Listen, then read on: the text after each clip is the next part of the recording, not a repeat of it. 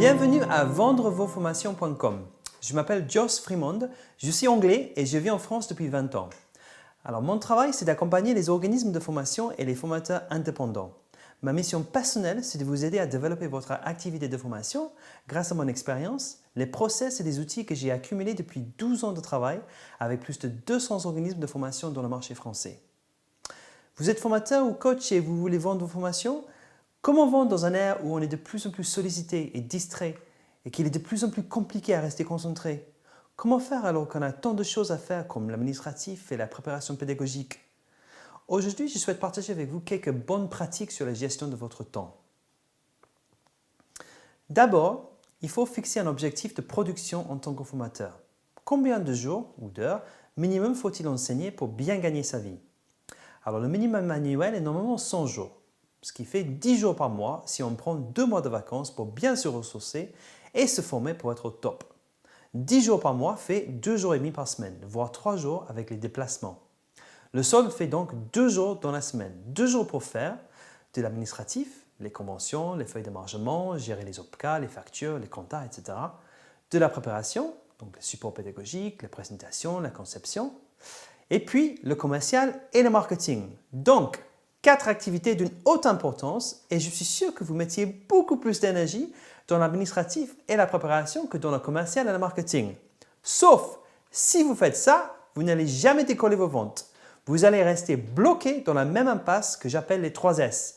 Sous-traitance, subordination et souffrance. Dans mon expérience, il y a 3 raisons qui vous empêchent de faire du marketing et du commercial pour vendre les formations. La première raison est liée au manque de compétences et de connaissances. Pour résumer, vous ne savez pas quoi et comment faire, donc vous ne faites rien. Votre cerveau vous bloque et vous passez à autre chose malgré le fait que vous savez son niveau d'importance. La deuxième raison s'agit d'un blocage émotionnel lié à votre peur de ne pas vous sentir capable d'arriver. C'est la peur de l'échec. Même si vous savez quoi et comment faire, qu'est-ce qui se passe si vous ratez? Ça peut mettre en cause votre identité. Ça ne veut pas vouloir dire que vous n'avez pas de valeur. Vous voulez proposer vos formations, mais qu'est-ce qui se passe si vous vous faites rejeter? La troisième raison, et dans mon expérience la raison la plus compliquée à gérer, s'agit de la peur de réussite. Comprenez-moi bien, vous avez travaillé la conception de vos formations, vous en êtes fier, et si vous les vendez bien, peut-être vous allez être encore plus occupé. Vous allez devoir gérer encore plus d'apprenants avec encore plus de besoins. Vous allez avoir encore plus d'administratifs à faire alors que c'est déjà assez compliqué. Donc comment faire?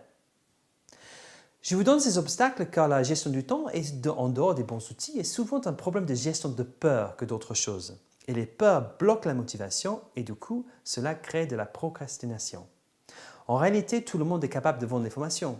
Il ne s'agit pas d'avoir un profil spécifique, par exemple le mec en costume qui sait parler à tout le monde. Non, en réalité, un formateur est un expert dans son domaine et étant expert, il est capable d'en parler avec passion et conviction. Donc, il faut que vous preniez le temps de comprendre quelles sont les peurs qui vous bloquent. La peur de l'échec, de ne pas savoir quoi faire, de réussir ou peut-être autre chose. Et une fois que c'est clair, utilisez cette peur comme un allié.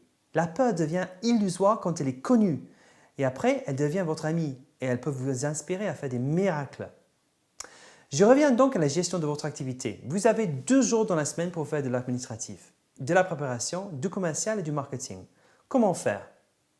Je vous propose dans un premier temps à couper la poire en 2. Optimisez votre temps en faisant une journée sur l'administratif et la préparation et l'autre journée sur le commercial et le marketing. Pour moi, cela est le minimum, pas le maximum.